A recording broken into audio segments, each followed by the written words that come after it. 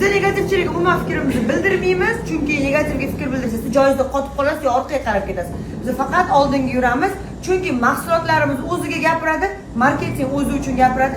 Masalan, men 6 oyda Greenleaf'da hozir faoliyat yuritayotgan bo'lsam, 6 oy ichida o'zimni kundalik boshqa ishlardan daromadlarimdan tashqari $18,000 chiqdi.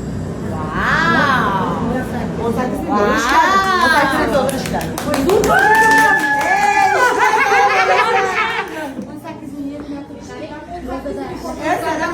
6 oyda qizlar, bir kunda emas, 6 oyga. To'g'risini aytish kerak.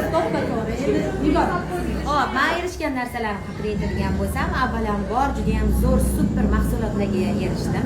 Chunki har bitta insonning hayotida bu mahsulotlar juda ham kerakli bo'lgan jihati bor va men bu mahsulotlarni hammaga bemalol qo'rqmasdan tavsiya eta olaman. Bundan tashqari esa haqiqatan moliyaviy erkinlik